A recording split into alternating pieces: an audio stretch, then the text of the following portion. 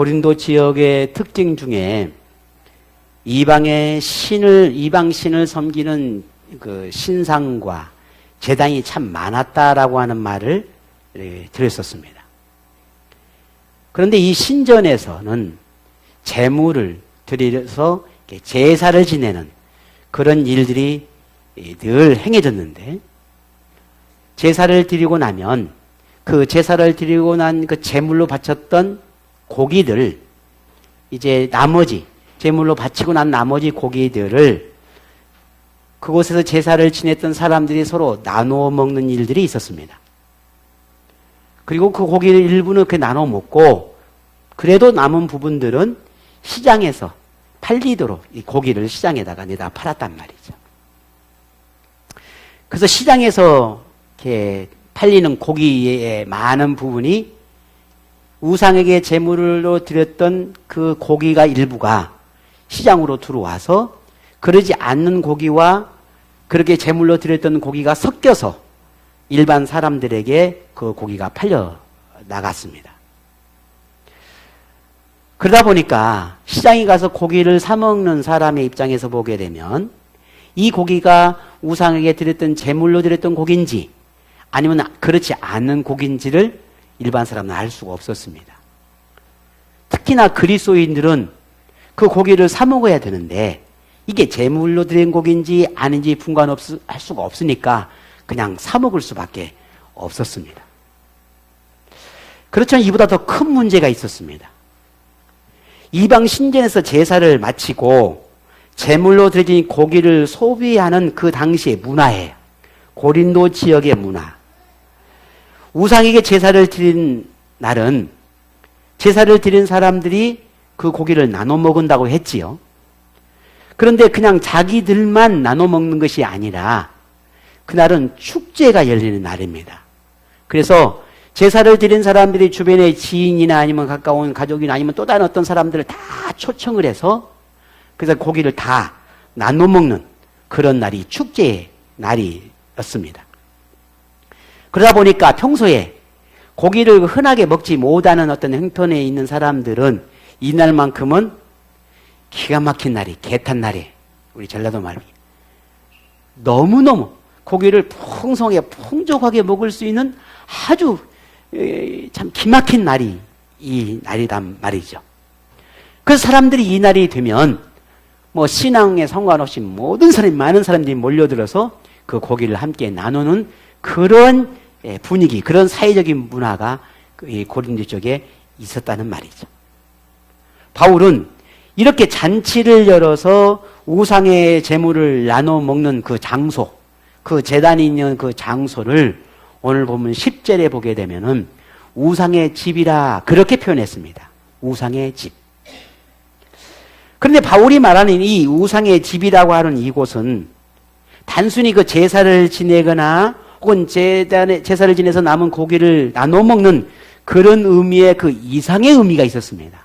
왜냐하면 이 우상의 집이라고 하는 이 집은 우상의 제물을 드려야 하는 것이다 보니까 우상의 이 그 형상들이 거기에 이렇게 세워져 있었습니다.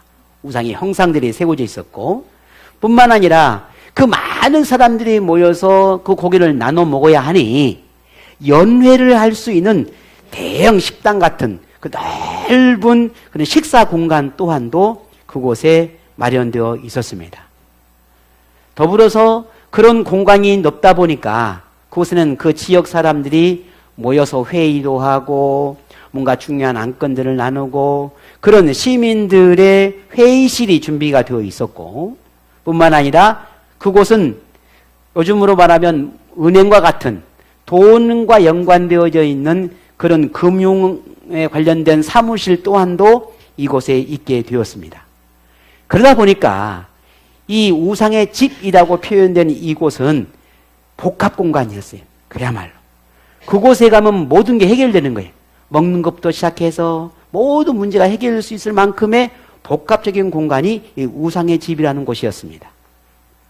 특히 이곳이 고린도 지역에 영향력이 컸던 것은 아마 여러분 학교에서 배우는지도 몰라요. 길드라고 하는 상업을 하는 사람들이 모여서 한 조합을 이루었습니다. 그 조합을 길드라 그랬습니다. 그 당시에는.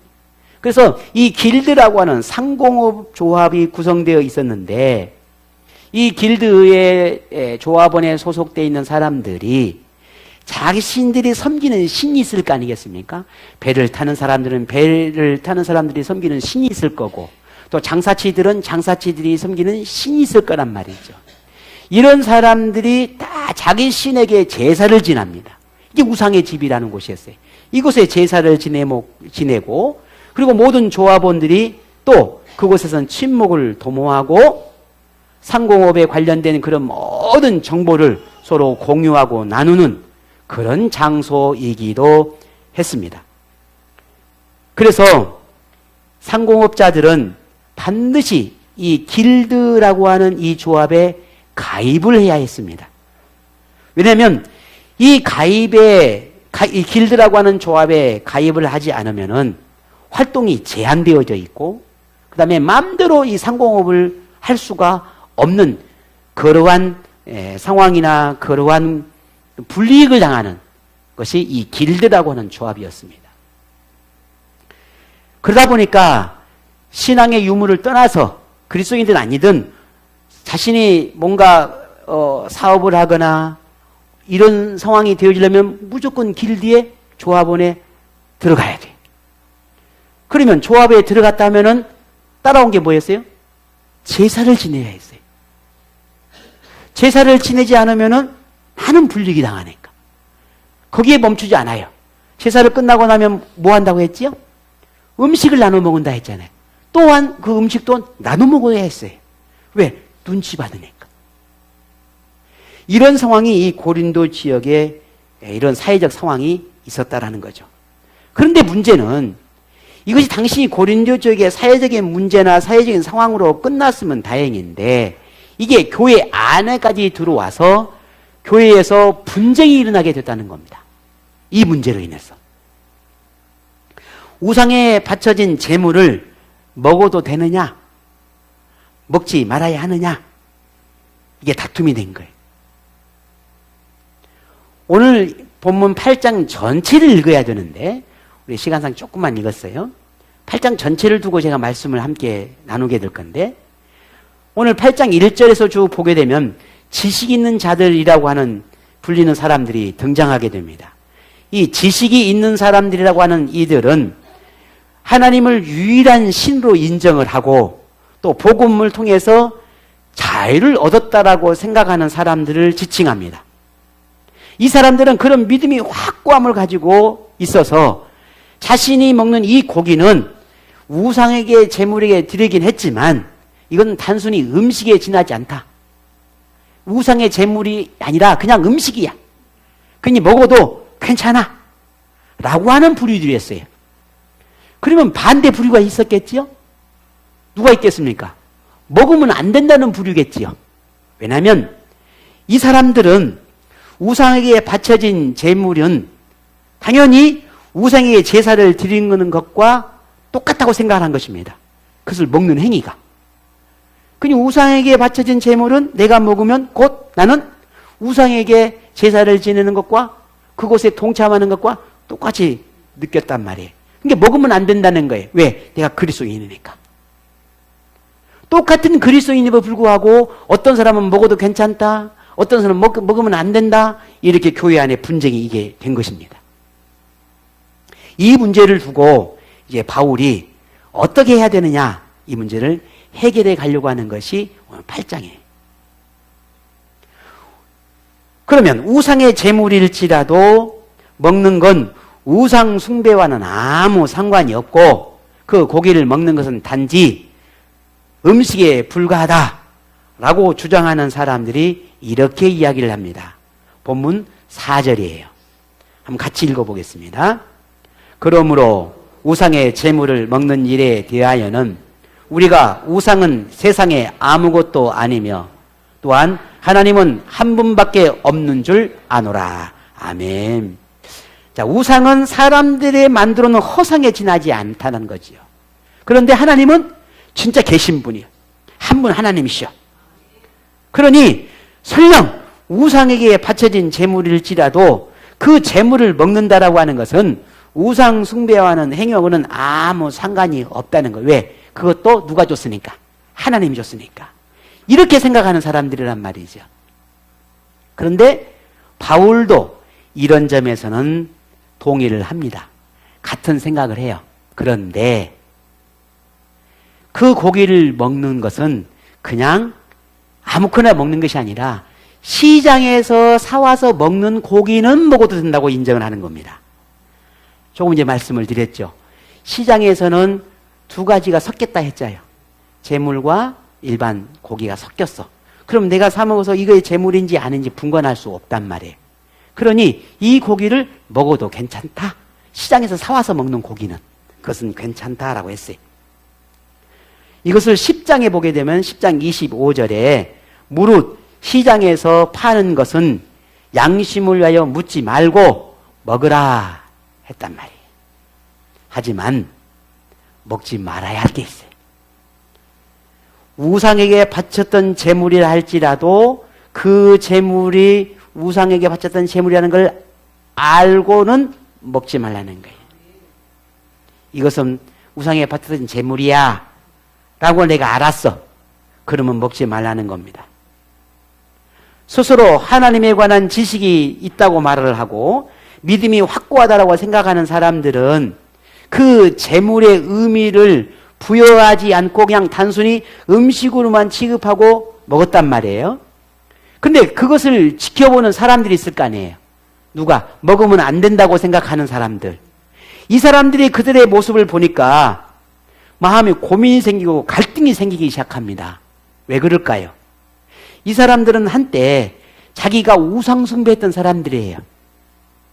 복음을 믿기 전에, 하나님을 믿기 전에 우상 숭배를 하면서 우상에게 제물을 드리고 그 제사 음식을 나눠 먹고 했던 그런 습관으로 살았던 사람이었단 말이죠. 근데 예수를 믿고 나니까 그러면 안 돼. 이제 저 우상을 숭배해서도 안 되고 우상의 제물을 먹어서도 안 돼. 라고 하는 신앙의 고백이 생기기 시작했어요.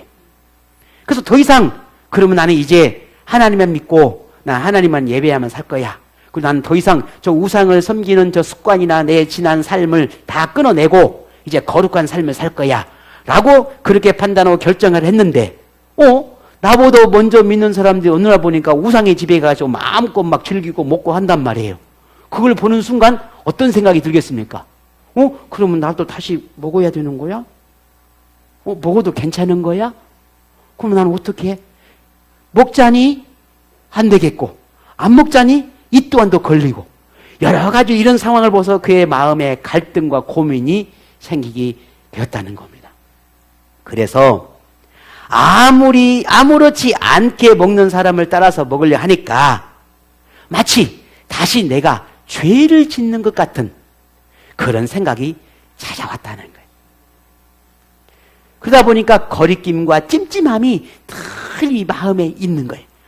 먹자니 그렇고 안 먹자니 그렇고. 이걸 본문 8장 7절에 이렇게 표현했습니다. 그러나 같이 볼까요? 그러나 이 지식은 모든 사람에게 있는 것은 아니므로 어떤 이들은 지금까지 우상에 대한 습관이 있어 우상의 제물로 알고 먹는 거로 그들의 양심이 약하여지고 더러워지느니라. 아멘. 그래서 양심이 걸리는 거예요. 나는 이제 과거의 습관을 다 끊어내고 이제 하나님만 예배하는 경외하는 살 거야 라고 했는데 먼저 믿는 사람들이 나보다 훨씬 믿음을 좋아 보이는 사람들이 아무렇지 않게 먹으니까 얼마나 고민과 갈등이 생겼겠냔 말이에요. 자, 그러면 여러분은 어떤 생각을 하겠습니까? 여러분 어떻게 하시겠습니까? 먹을랍니까? 먹지 말랍니까? 아까 말씀을 드렸어요. 어디에서는 먹어도 괜찮다고 했어요. 시장에서 사온 건 먹어도 괜찮다 했어요. 왜? 그건 우리가 분간할 수가 없으니까. 근데 먹지 말아야 할 곳이 있어요. 어디에? 우상의 집에서요. 우상의 집에서. 왜? 방금 우상에게 재물을 뜨는 그 재물이 어디로 와요? 먹는 식탁으로 왔잖아요. 그래서 거기서 다 먹는 거예요. 이건 먹지 말라는 거예요. 왜? 무엇 때문에? 누군가가 보고 있는 거예요. 먹지 않아야 된다고 생각하는 그 사람들이 나를 바라보고 있는 거예요. 그러면 마음에 고민이 생기고 갈등이 생겼어. 그러면 어떻게 하라고요? 먹지 말라는 거예요. 그 여러분 어떻게 하시겠냔 말이에요. 그래도 먹으랍니까? 아니면 그러면 먹지 말아야 되나? 라는 거예요. 여러분 어떻게 생각하세요? 바울이 이렇게 정의를 해 갑니다. 바울은 음식 그 자체는 문제가 되지 않는다. 8장 8절에 보면 이렇게 이야기해 놨어요. 같이 볼까요? 음식은 우리를 하나님 앞에 내세우지 못하나니 우리가 먹지 않는다고 해서 더 못 사는 것도 아니고 먹는다고 해서 더 잘 사는 것도 아니니라. 그러니 우상에게 바쳐진 재물을 먹는다고 해서 그 음식 자체는 문제가 되지 않는다. 그런데 음식을 우상에게 바쳐진 그 재물을 먹는 문제에 대해서 상황과 조건에 따라서 구분되어져야 된다라고 하는 걸 이야기하고 있어요. 음식 자체는 문제가 않지만 그 음식을 먹는 상황과 환경과 조건이 있다는 거예요. 먹지 말아야 할 상황과 조건이 있듯이 말이죠. 바울은 이처럼 그 음식 자체가 아니라 먹는 장소, 그리고 먹게 되는 목적, 그리고 그 먹는 동기가 중요하다라는 겁니다. 우상에게 바쳐진 재물을 먹는 것 자체는 문제가 되지 않지만 상황에 따라서 달라질 수 있어야 된다는 거지요. 만일 우상의 집에서 고기를 먹는 것이 상업적인 목적이나 아니면 혹시라도 내게 불이익이 되지 않을까 해서 사람 눈치 보면서 그걸 먹게 되는 거구나. 아니면 내가 이곳에 가지 않으면 뭔 관계가 문제가 생기고 관계가 끊어지고 친한 친구 사이가 멀어질 것 같으니까 그 사람 주위 사람들의 친목을 위해서 그 우상의 집에 가서 먹게 되거나 그러면 된다 안 된다? 안 된다라는 거예요. 왜? 목적과 동기가 아니잖아요. 하지만 이보다 더 근본적인 중요한 이유가 있는데 우상의 집에서 우상에 바쳤던 그 재물을 먹는 행동을 누가 볼 때 믿음이 약한 사람, 이제 막 처음 신앙생활 했던 사람, 하는 사람, 만약에 이 사람들이 그것을 보고 아까 아침에 어떻게 했다고 했어요? 마음에 고민이 생기고 갈등이 생겼다잖아요. 그 사람들에게 나의 행동이 영향을 끼칠 수 있다는 거예요. 이것을 10절에 이렇게 있습니다. 제가 볼게. 지식 있는 내가 우상의 집에 앉아 먹는 것을 누구든지 보면 그 믿음이 약한 자들의 양심이 담력을 얻어 우상의 재물을 먹게 되지 않겠느냐. 나보다 믿음이 훌륭한 우리 집사님은 그냥 드시네. 권사님도 드시네. 그러면 나도 먹어도 괜찮겠네. 기도도 열심히 하시는 어떤 집사님은 아무렇지 않게 생각하시네. 나도 그러면 괜찮나? 라고 하는 생각을 들게 하고 있다는 거예요. 아니 내가 이제 더 이상 우상의 재물을 안 먹으려고 했는데 지금까지 안 먹고 얼마나 죄책감으로 시달렸는데 괜찮나 보다. 더 이상 내가 찜찜할 필요도 없고 부끄러울 필요도 없고 그럴 필요도 없네. 안 모르겠다. 먹어버려. 라고 하는 그런 선택을 하거나 그런 생각을 줄 수가 있다라는 거예요. 그런데 그러면 된다 안 된다? 안 된다라는 게 바울의 결론이에요. 그런 사람의 마음을 그렇게 요동치게 하고 내 행동으로 해서 그 사람이 잘못된 선택을 하게 한다는 것은 안 된다라는 거예요. 그런데 더 큰 문제는 뭐냐면 그러면 그게 무엇가 문제가 될 수 있겠냐라는 거예요. 근데 바울은 그 행동을 무엇으로 정의하냐면 죄다라고 정의했어요. 그 행동을 하는 게 죄고 그런 마음으로 그렇게 고기를 먹는 행위가 죄고 하나님 앞에 거룩한 삶을 살려고 했는데 다시 우상의 삶으로 가게 하는 것이 죄다 했단 말이에요. 그것을 본문 12절에 이렇게 했습니다. 같이 봅시다. 이같이 너희가 형제에게 죄를 지어 그 약한 양심을 상하게 하는 것이 곧 그리스도에게 죄를 짓는 것이니라.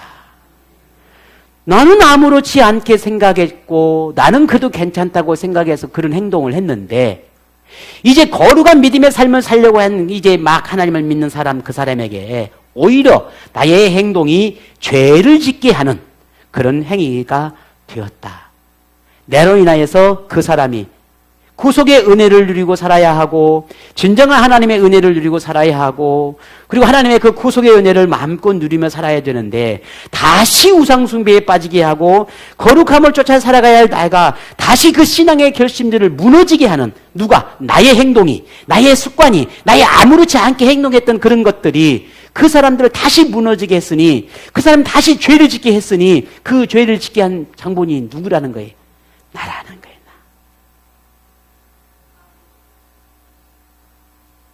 그러니 내가 그런 행동을 해서도 된다 안 된다? 안 된다라고 말하는 거예요.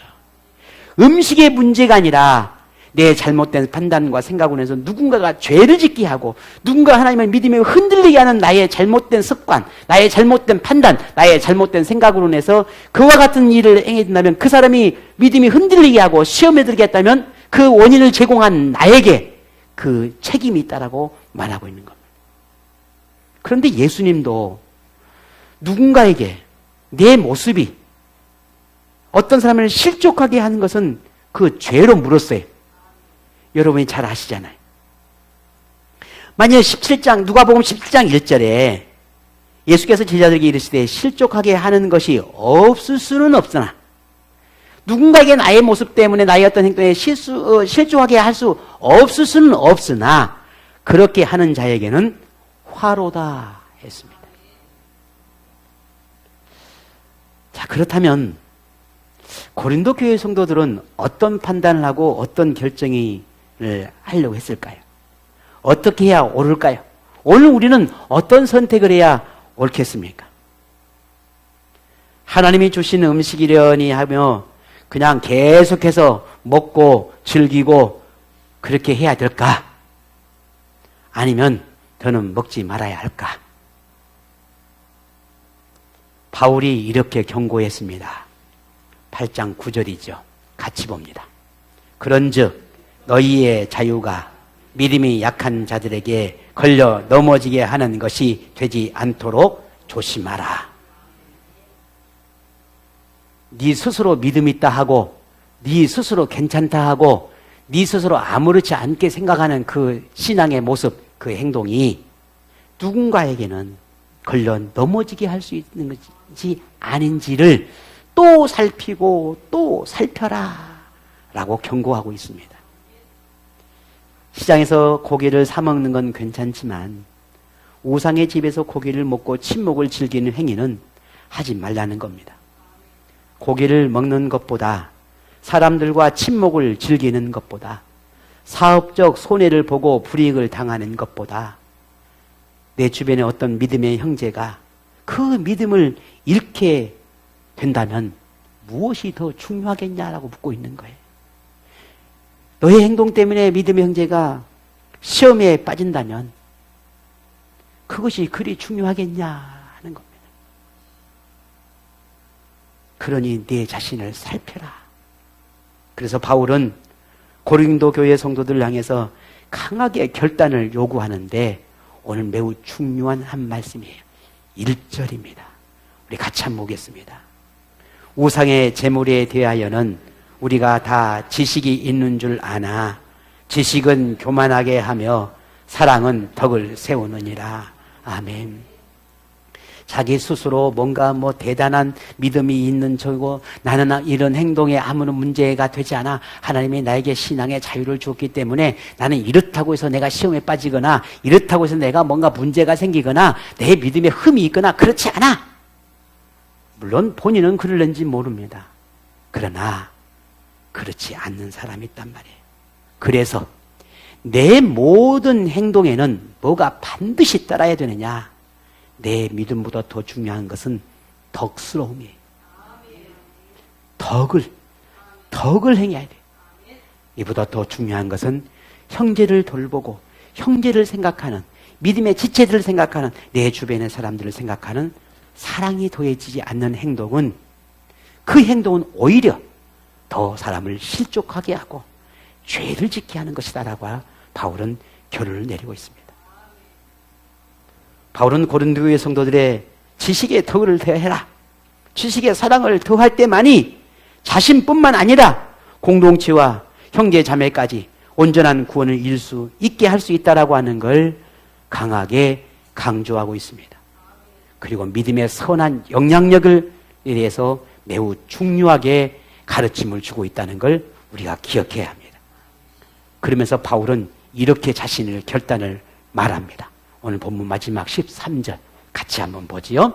그러므로 만일 음식이 내 형제로 실족하게 한다면 나는 영원히 고기를 먹지 아니하여 내 형제를 실족하지 않게 하리라. 아멘. 내가 하는 행동, 내가 먹는 음식, 내가 말하는 그 어떤 것, 그 어떤 것이 그 무엇이든지 간에 믿음이 연약한 지체, 공동체를 위해서 기꺼이 자신을 절제하고 신앙의 자유를 포기하겠다라고 하는 결단을 고백하고 있습니다. 여러분, 오늘 우리 본문은 참 이 시대에 매우 중요한 교훈을 담고 있습니다. 본문의 배경은 물론 제사의 그 제물에 대한 교훈이긴 하나, 그러나 더 중요한 것은 그 제단에 바쳐진 제물을 먹느냐, 먹지 않느냐라고 하는 것보다는 내가 가지고 있는 이 믿음의 척도, 내가 오래도록 하나님 앞에 삶을 살아냈던 이 신앙의 삶이 주위 사람들에게, 믿음의 사람들에게 어떤 영향을 줄 수 있는지에 대한 고민하고 또 주의해가 필요하다는 걸 말하고 있는 거예요. 자기의 행동과 말과 신앙의 모습이 다른 사람에게 어떤 영향을 미칠까? 도대체 이 생각 자체를 하지 않고 자신의 신앙의 자기 도취에 빠져서 마음대로 신앙을 생활하는 그들을 향해서 바울은 경고하고 있는 거예요.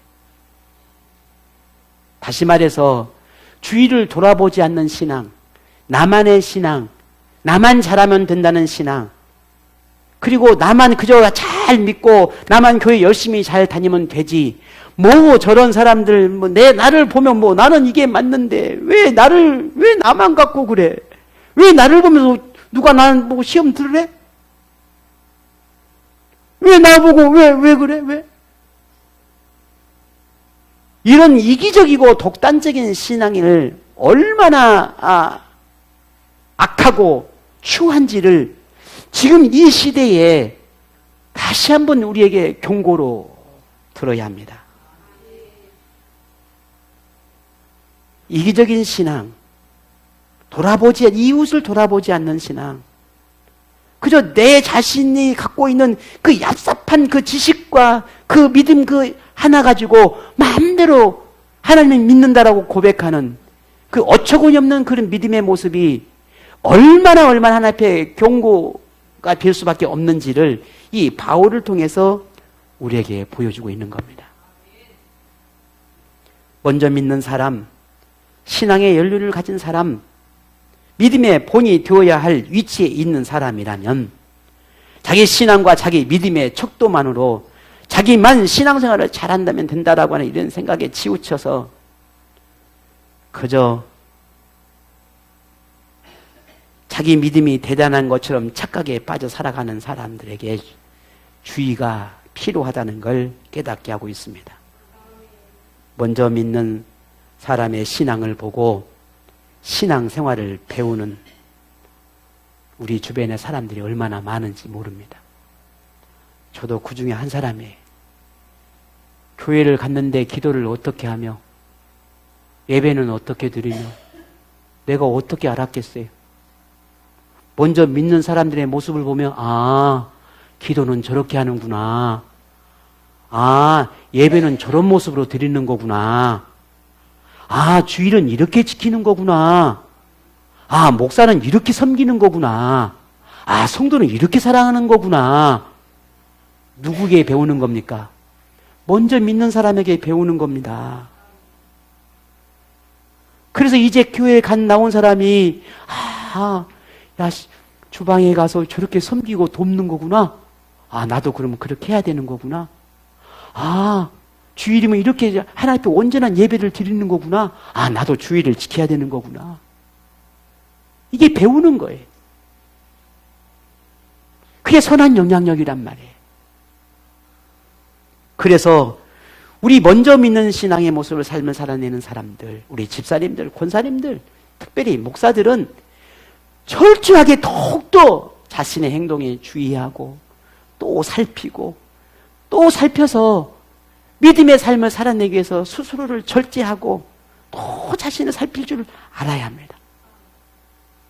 그리고 권사님들, 우리 집사님들, 헌신하는 분들, 나만 잘 믿으면 되지 아니란 말이에요. 더 바르게, 더 하나님 앞에 온전하게 믿음의 삶을 살아내셔야 합니다. 그게 하나님 여러분이 준 책임이에요.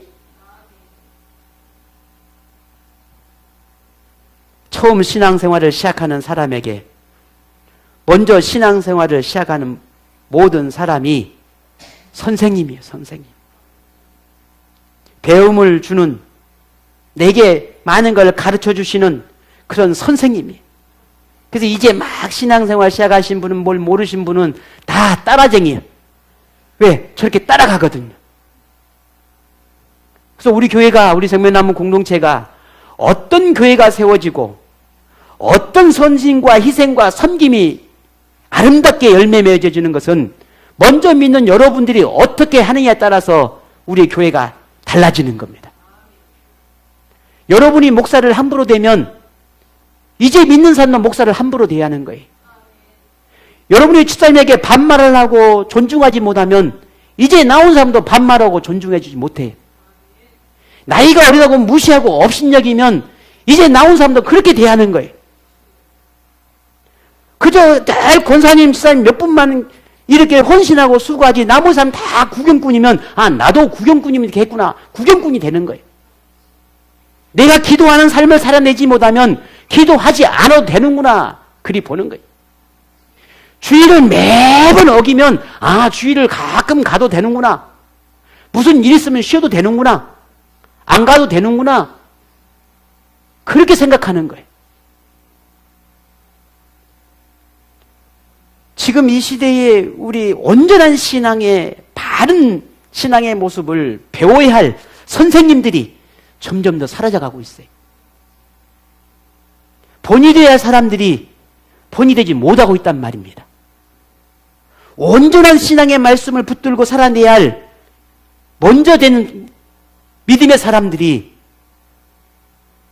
나중이 되어가고 있으니 어디 가서 신앙을 배우고 무엇을 보며 신앙을 배우고 어떻게 신앙을 따라가야 될지를 모르고 있는 거예요. 오늘 바울이 나는 차라리 한 믿음의 형제가, 한 믿음의 자매가, 내가 사랑하는 사람들이 믿음에 온전히 선데 방해가 되는 내 행동이라면 나는 절대 하지 않겠다 라고 말하고 있습니다. 그러니 오늘 저와 여러분, 우리의 행동과 우리의 모습들을 또 한번 살핍시다. 그래야 합니다. 예수님의 말씀 중에도 우리 그리스도인들에게 이 세상에 미칠 그 존재감에 대해서 이렇게 가르침을 주었죠. 여러분이 잘 아십니다. 마태복음 5장 16절에 이같이 너희 빛이 사람 앞에 비치게 하여 그들로 너희 착한 행실을 보고 하늘에 계신 너희 아버지께 영광을 돌리게 하라. 아멘. 선한 영향력을 끼치라는 것이죠. 하나님의 말씀은 우리 그리스도인의 삶의 기준을 제시하고 있고 그 기준에 합당한 실천적 삶을 우리에게 요구하고 있습니다. 그런 생활을 통해 스스로 믿음 있는 삶을 증명하기도 하지만 더 나아가 누군가에게 은연중에 믿음의 척도를 보여주는 가르침이 되는 것입니다.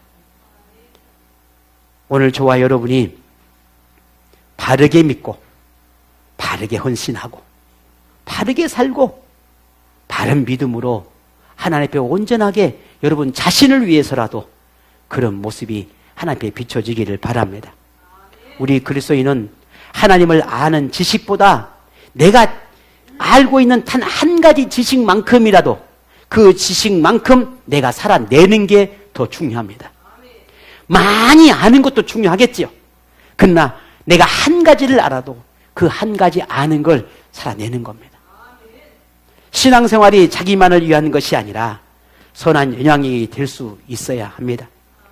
우리에게서 나타나는 모든 것이 주위 사람들에게는 믿음의 동기가 되고 도전이 되기도 하겠지만 반대로 우리의 옳지 않은 모습으로 인해서 누군가에게 죄를 짓게 할 수도 있다는 걸 우리는 잊지 않아야 합니다.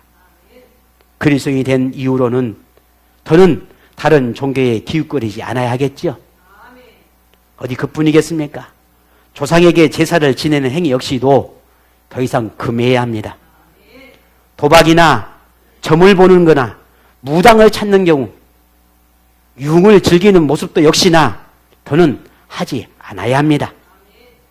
만일 그리스도인이 된 후에도 지난 습관들을 여전히 서슴없이 행한다면 문제는 그런 행동을 하는 자신도 하나님 앞에 부끄럽겠지만 그런 오늘 우리 자신, 나 자신을 보는 주위의 사람들에게도 그 영향이 미쳐진단 말입니다.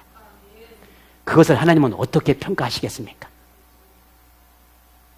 그리스도인이 되어도 그런 걸 행해도 괜찮구나, 죄가 아니구나, 부끄러워할 일이 아니구나 라고 하는 생각을 들게 한다면 이것은 바울의 교훈처럼 누군가를 죄에 빠지게 하는 덫이 되는 것이고 자신뿐 아니라 그걸 보고 따라 행하는 사람도 같이 죄를 짓게 되는 것이 되는 겁니다.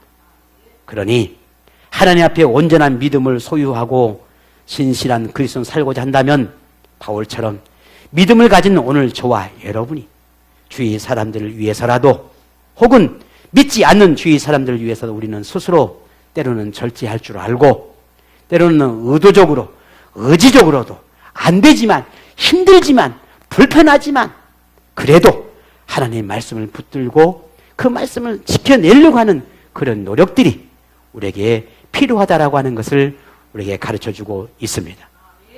우리를 향한 하나님이 항상 지켜보고 있습니다. 그런데 우리만 하나님이 지켜보고 있습니까? 아닙니다. 내 가족이 나를 지켜보고 있고 내 직장 동료들이 나를 지켜보고 있고 아무도 모르는 곳에 가지만 슈퍼마켓 아저씨가 나를 지켜보고 있고 대형 마켓에 가지만 지나치는 그 사람이 나를 보고 있어요.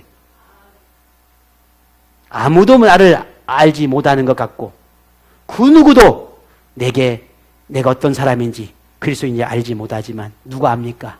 하나님이 알잖아요. 저 사람은 나를 모르지만 하나님은 알잖아요. 그러니 항상 오늘 우리의 모습에서 하나님을 생각하는, 하나님을 믿는 사람을 생각하는, 누군가를 나를 보고 있다라고 하는 것을 생각하는 이 믿음의 모습이 오늘 우리에게 늘 있기를 원합니다. 우리가 입고 있는 이 옷은, 보이는 옷은 천으로 된 옷이지만 우리는 신앙의 옷을 입었잖아요. 예수 그리스도의 옷을 입은 사람들이잖아요. 누가 나를 보면 뭐 그리스도인이 아닌지 어떻게 알겠어요? 그러나 나는 내 영적으로 그리스도의 옷을 입은 사람이에요. 우리가 걷는 이 길은 하나님과 동행하는 길입니다. 우리가 하는 이 말은 그래서 좀 더 정수된 물처럼 깨끗해야 돼. 최근에 우리 아이들이요, 저한테 자꾸 말을 이상하게 한다고 뭐라 해요. 그래서 그렇구나. 나도 우리 애들한테 예쁜 말을 하라 그러는데 나도 가끔 한 번씩 내뱉는 말이 그렇구나. 그렇지. 애들한테 주의하라 하듯이 나도 좀 주의해야 되겠구나 하는 생각도 해요. 왜? 듣고 있잖아요. 그래서 우리의 말이 조금 더 깨끗하고 정죄된 말이 되어야 하겠습니다. 우리의 행동은 조금 더 절제되고 그래서 좀 더 꾸며진 그런 품이 있는 모습들이 우리의 모습에서 드러나야 되지 않겠습니까? 하나님에 관한 지식의 말씀에 우리의 신앙에 덕을 입히십시다. 우리의 부족한 믿음이지만 우리의 부족한 실수가 많은 허물이 있는 우리의 모습이라 할지라도 거기에 우리 믿음의 제들과 주변의 사람들에서 조금 더 사랑을 더해서 오늘 우리의 작은 믿음들을 통해서 하나님을 빛나게 하고 누군가에게 나도 좀 교회를 다니고 싶다. 나도 좀 믿음 생활을 해보고 싶다.